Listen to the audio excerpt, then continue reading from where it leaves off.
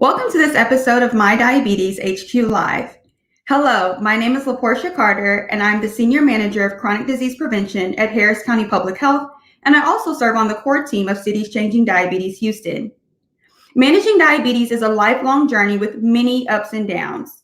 When you live with diabetes, you are dealing with both physical and emotional health, and there'll be times where you have to have self-compassion as well as compassion with others in your relationships. Today's episode is coming up right now. You don't want to miss this.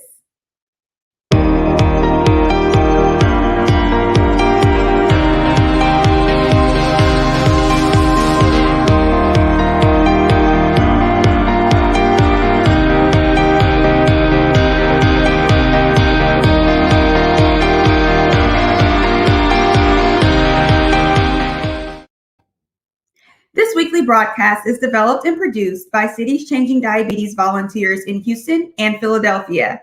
Our two cities are the U.S. members of a global network of 36 cities working to improve diabetes prevention, care, and management.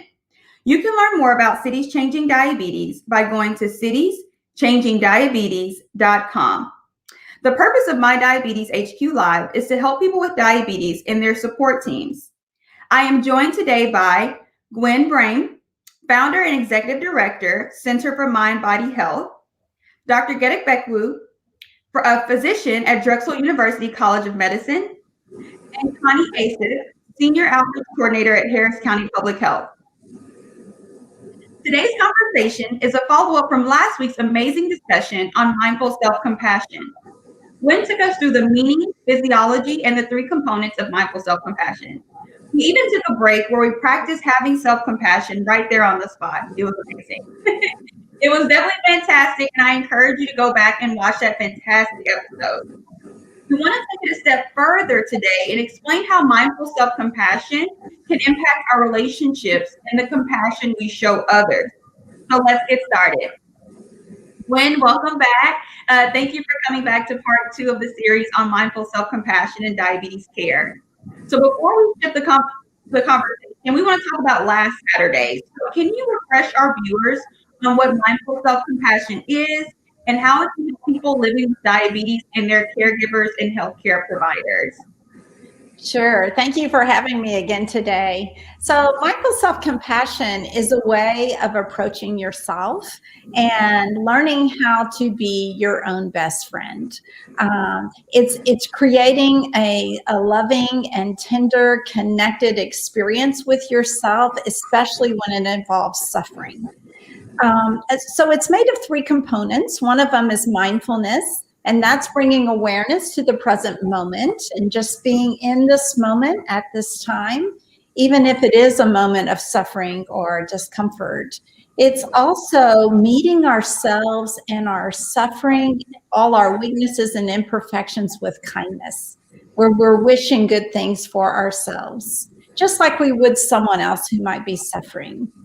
And it is a loving, connected presence with us, just like we have a loving, connected presence with other people.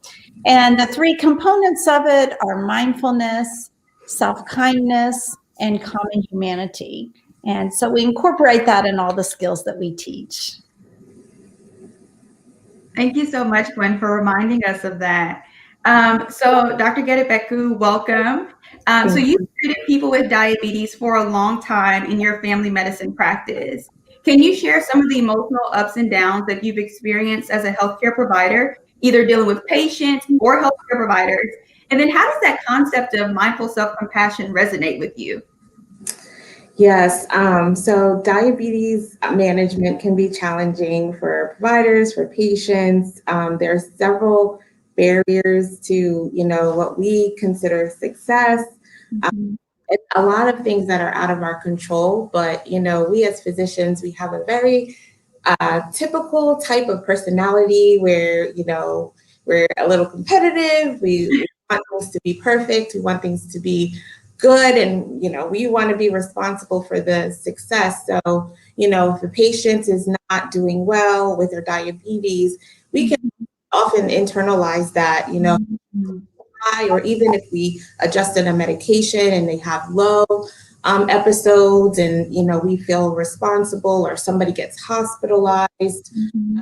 Or even just when we know it's not us, and sometimes the patient isn't ready to make changes, and we keep kind of having the same conversations over and over again. And, you find yourself as a provider getting frustrated, and you may not have a good interaction. And then you kind of, back and feel bad about that, beat yourself up about, how could you have done that differently? There are definitely many situations that can come up. And we also, of course, share in the joys of people's successes and try to channel that, and feel good about, when a patient is successful, because they're definitely good success stories. And mindful self-compassion, I think, is difficult, and it's very under talked about, especially in the healthcare provider setting, and in mental health of healthcare providers. And I know, as one that tends to be very hard on herself, it's not something I often tap into, and I actually could honestly much better with, especially during these challenging times where there's so many barriers, and a lot of them are out of our control. But if there is definitely anything within my control, or I think is with my we do tend to kind of have a difficult time, and it's something that we do need to do better with as healthcare providers. Yeah. No, thank you for sharing that, your perspective. You talked about internalizing, what goes on with your patients. And that's something that we wouldn't even think about, right? And you would definitely need that self-compassion and those practices and those techniques to kind of walk through that experience, for sure. So with that being said, Connie, welcome back to you as well. Hearing about the concept of mindful self-compassion, have you had to practice it, and what does it look like? Good morning. Thank you for having me on to this morning. Well, self-compassion is really a tough topic for me as a caregiver, because I often had this inner dialogue that would be self-defeating, that very guilt, because I didn't really understand diabetes to begin with. And I was so frustrated because I had to learn about something that I really didn't want to know about. I mean, let's be real. I didn't want to deal with it. And so I had to come to some form of acceptance that this was my new normal, and I love my dad, and I had to deal with all these feelings of, why am I in this situation? I don't want to do this. I mean, we have to be very normal and thinking. As soon as I started trying to get in some type of dialogue support groups with other caregivers, then I realized, wow, I'm really beating myself up. I'm so compassionate with other people. I give a lot of kindness and patience a lot of times to them, but to myself, I just say, wow, I should have done this better. Why didn't I ask this question to the doctor? Why didn't I do this? Instead of celebrating the small victories, like the doctor's saying, celebrating, hey, I'm doing a good job. I'm doing the best I can. The best thing I really learned in taking some type of training, something that was a gem, and I loved it. It was, I'm doing the best with the knowledge that I have right now. I'm going to do better in the future, but you know what? I'm doing a great job right now. And that was like my mantra. And so that's what I would encourage other caregivers that are in those similar situations. There were a lot of joys, yes, but there was a lot of pain. There were a lot of challenges. And so then I would say that mantra, and I'd be like, I'm doing this. It's going to be all right. Yeah. Yeah, I love that, Connie. You always give us like a takeaway. I'm doing the best that I can, right? And reminding ourselves of that. And you also mentioned a little bit about what we talked about last week with how, self-compassion interacts, like how we feel about ourselves and how we feel about others and how we treat ourselves. And I don't remember who said it last week, but they were saying, would you talk to your friend like the way that you're talking to yourself right now? And so when you said that, you're like, okay, I'm, showing compassion to other people. but I'm self-defeated in my attitude and the way that I'm talking to myself. So that's really interesting. And so, Gwen, I definitely want to throw it to you, right? And so, how does self-compassion truly impact our interactions with other people? Well, it's interesting because a lot of times we don't think about it this way, but there is a lot of pain in connecting with other people when they are in pain and when they are suffering. And the reason that is we actually have mirror neurons in our brain. So sometimes when you see someone smiling on the street, you just automatically smile back. It's because those neurons are mimicking each other, right? So the same thing happens when people are in pain and they're suffering. You'll start experiencing some of that same suffering. And sometimes it's intentional. It's that empathy that we share. But other times it's unintentional, involuntary. You hadn't planned on picking it up, like Connie mentioned, and carrying this burden with you. So it does happen for us a lot. The interesting part about it is that we have the ability not only to reduce that suffering and create more self-compassion within ourselves, but in doing so, we can share that through our mirror neurons in the opposite direction, share that compassion and alleviate suffering in the person that we're caring for. And so it's really important for us to understand that. A lot of people talk about compassion fatigue in caregiving, and I'm not sure that it's really compassion fatigue. Like, who gets tired of compassion? We all love compassion, sharing that back and forth. I think it's empathy fatigue. Is where we're being so empathic with the other person and we're not including ourselves in that equation. And when we can include ourselves in the equation and giving compassion to the other person as well as compassion to ourselves, it makes the alleviation of suffering so much easier. And it obviously is more pleasant for both ourselves and the other person that we're working with. Yeah. And Gwen, can you repeat that? You said including ourselves in the equation? Yes, including ourselves in the equation. I love that. Yeah. So we're giving love and compassion and kindness to the next person, including ourselves, giving love and kindness to us. I love that. And you need it in any type of relationship, right? And so, Connie, like you mentioned, you were a caregiver for many years with your father, and then Dr. Gadegbeku, you're a healthcare provider. So you both provide care, in different ways, but you both provide care. So I'd like to know if you notice something different in yourself when you interact with the person or people you care for versus how you interact with others. And Connie, you can go first.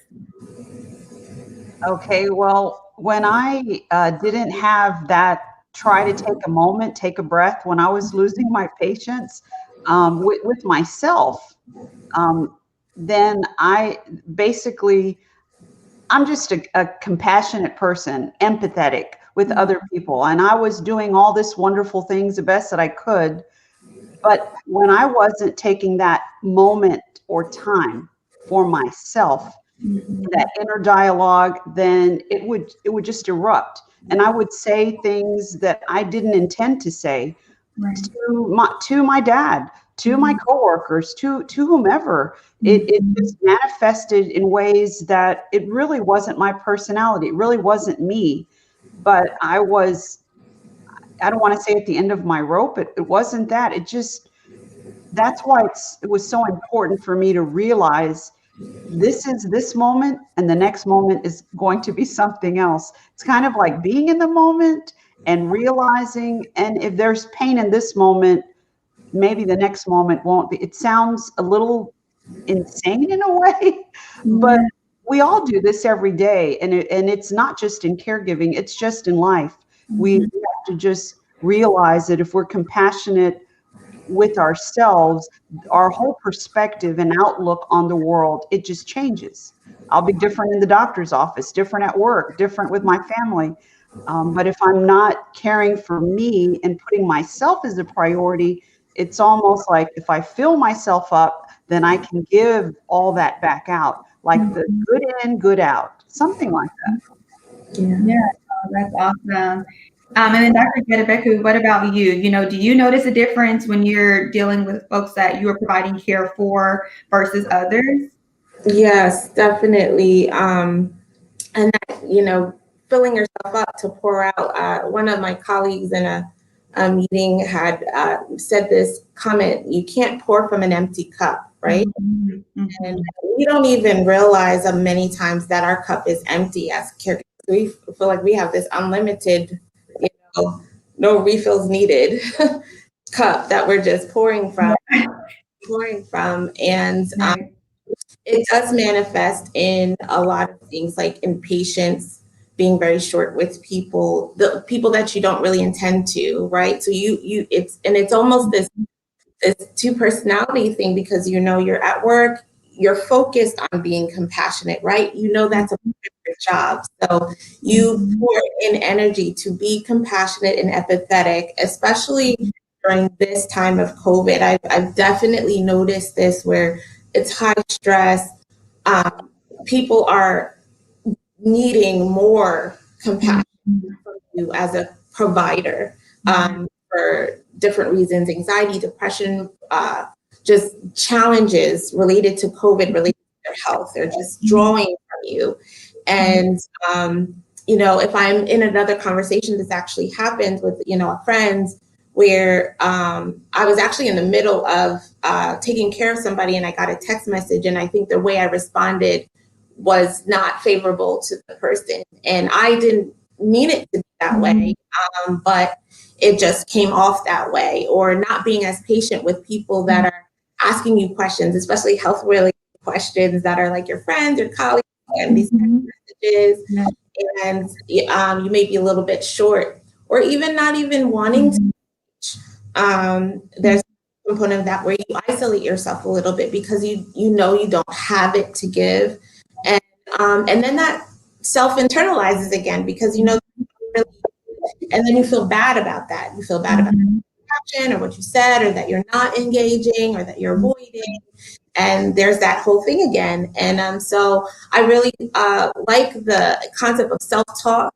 We just, again, don't talk to ourselves, and have that kind self-talk, be kind, and then also replenish our cups, and whatever that looks like, whether it's being with people that can pour that energy back into you, taking care of yourself, self-care, and taking moments. And I know a lot of times we feel like we don't have the time.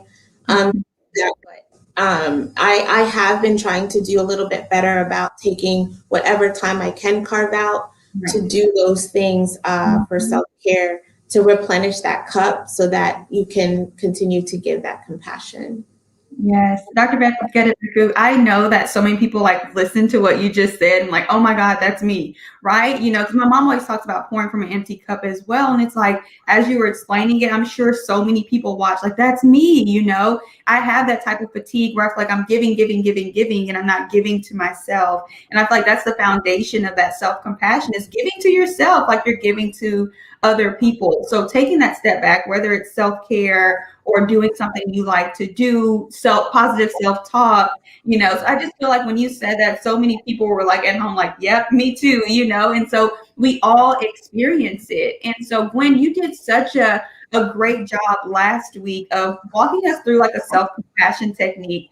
Do you have any techniques for those of us that might be experiencing caregiving fatigue, or that empath fatigue that you talked about earlier? Is there a technique to walk us through that? Sure, yeah. In our class that we teach on self-compassion, we have several skills that we like to share, and I'm going to combine two of them into one quick little 5-minute thing, so people have something they can take away with them when they leave here today. Okay, so let's just get comfortable in our chairs, and if you feel comfortable, closing your eyes and just taking a few breaths. Just trying to relax, bringing your awareness and attention into your breathing.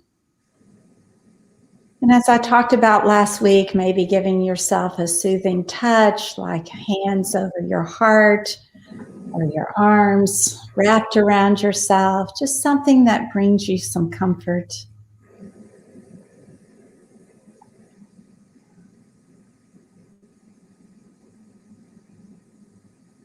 bringing our awareness into the breath as we breathe in. Just noticing that in-breath.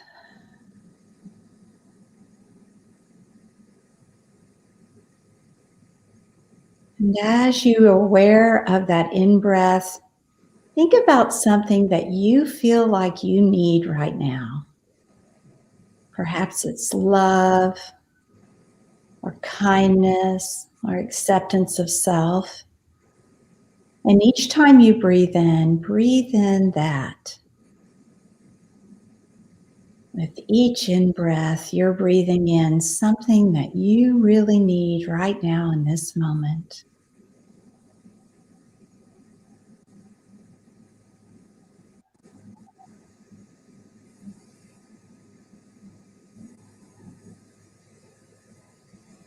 Perhaps it's compassion for your own shortcomings and imperfections. Whatever it is, this is just for you.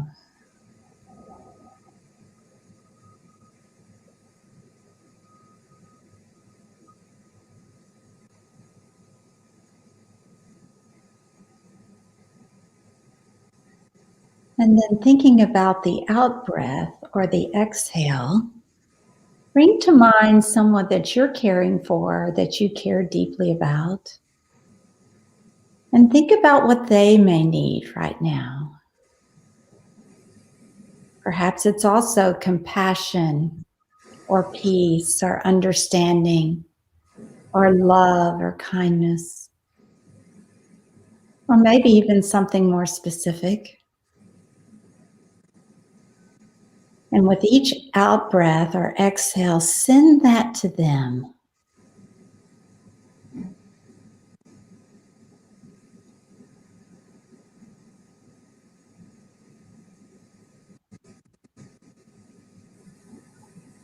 And we continue to breathe in what we need and breathe out compassion towards the other. We call this exercise one for me, one for you. And you can continue breathing that in and out as long as you need to.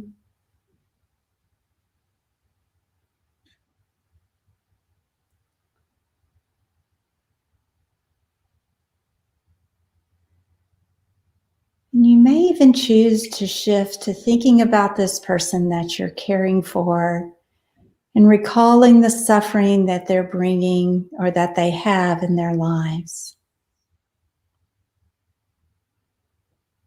And as we think of that person and share the compassion towards them, sometimes it's helpful to repeat the following phrases. Everyone is on their own life journey. I am not the cause of this person's suffering, nor is it entirely within my power to make it go away, even though I wish I could.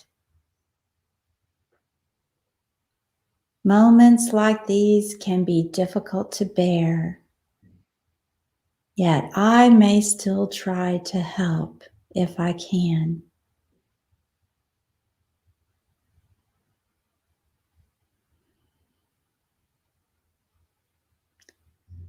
Everyone is on their own life journey.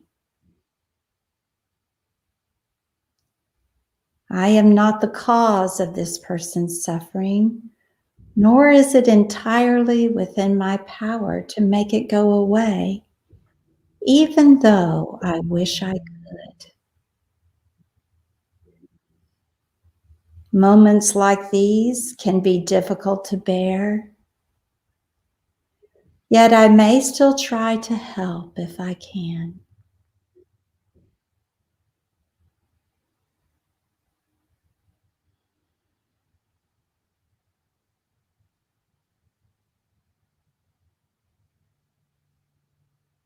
And continuing to breathe in and breathe out the compassion for you and for the other.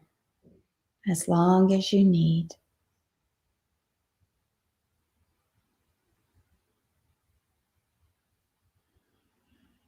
And for the sake of time on our show, we're going to let go of this practice. And when you're ready, just join us again by opening your eyes.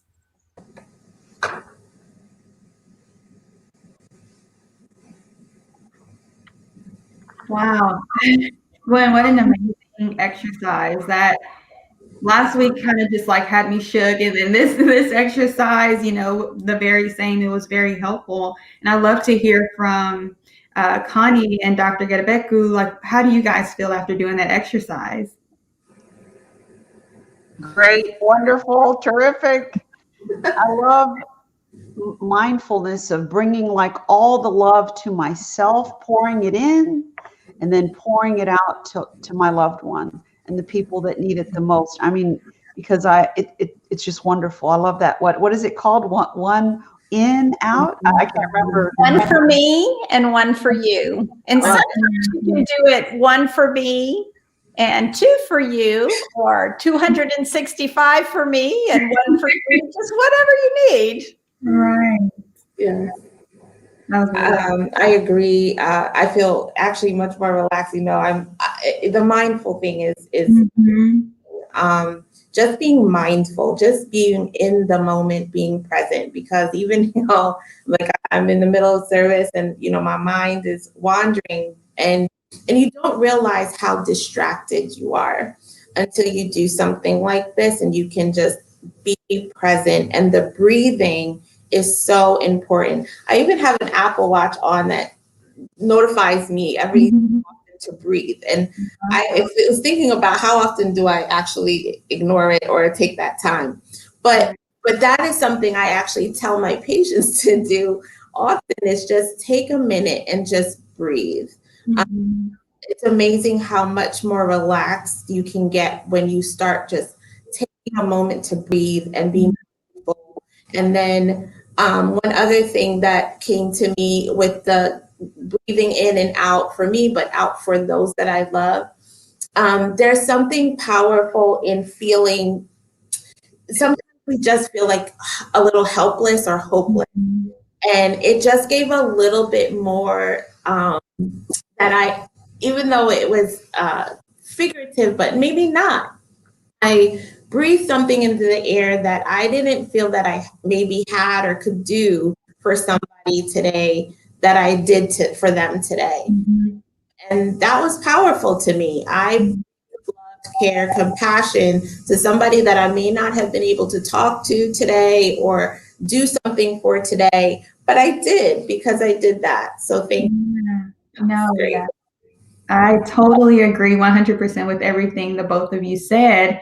I feel like I was falling asleep a little bit because I was like at a place of true zen, you know, but that breathing, like you mentioned, it was just like a reset in that moment. Like I feel like, you know, even though it was maybe 5 minutes, I feel refreshed. And like what you were saying earlier, Dr. Gadegbeku, like my cup feels filled up again. Like I feel like we refilled it, you know, at 5 minutes. So it kind of shows how easy it is to take a second and just reset, you know, practice that mindful self-compassion. And from that, we're able to better pour into other people. So that's actually a perfect transition as we wrap up, you know, reflecting on the conversation today. You know, how are you planning to implement some of what you heard? And I don't mind going first. You know, I'm definitely going to add myself into the equation. That stuck with me from the moment you said it. So for me, that's what I'm gonna do and take away, is just adding myself into the equation. You know, when we're giving to others and interacting with others, remember yourself. What about you guys? What are you going to take away from today? So I'm going to take away just being, again, just practicing a little bit more mindfulness, being kind. I've been talking about that, but having something concrete to do to be kind to yourself, and that positive self-talk, I think, just continuously reaffirming, I'm okay. I'm doing the best that I can. I think that is, I think Connie mentioned that is really for us, because again, so many things are out of our control. Feel compelled to do more, especially in these times with COVID and the injustices and all these things that are just constantly inputs. Self-talk and mindfulness going forward, I think, is something that I'm going to do better with and take home. Yeah, awesome. Connie? I think what I'm definitely going to do is I'm going to listen to what the doctor's saying. And every time my watch says move, even when I cannot get up and physically move from my desk or whatever I'm doing, I'm going to make an effort that, you know what, this is my reminder on my watch telling me this is my moment to, and I'm going to take it from Portia to hit the reset button. Reset. And pour that kindness, that compassion, that inner dialogue, that all that for me, and then for the people, whatever I'm doing at that moment. If I'm caregiving for someone, if I'm out in my job doing, you know, in the community, because I just think that is so powerful. It's just that reset that I need, and it's just wonderful. I love it. Yes. Can I just add one more thing? It just keeps coming up for me while we're talking, and I think this is a part of this being kind, is forgiveness. And it's just something, again, we take for granted, and we often want people to forgive us, but we have to also practice of forgiveness of ourselves when things don't go the way we expect them, or we feel like we can do better. And just practicing, I think that's a part of self-compassion, is just forgiveness in all directions, including ourselves. For sure. No, absolutely. Totally agree with that. And then Gwen, do you have any parting words for us as we've talked about self-compassion and our relationship with others and mindfulness and forgiveness? You know, it's been such a great conversation. Do you have any parting words on that? Yes, I do. First of all, everything that both Connie and Annette have shared have been great. So I totally appreciate your contribution to that. I actually will be leading a course starting April 1st on mindful self-compassion. It is online, so no matter where you are in the United States, you can participate. We do offer scholarships. We just ask people to pay something if you cannot pay for the full price. So you're welcome to participate at any level that you can. The course is from 6:30 to 9 each Thursday night, April 1st through May 20th. And it is like I said, an online course. And that's 6:30 to 9 Central Standard Time.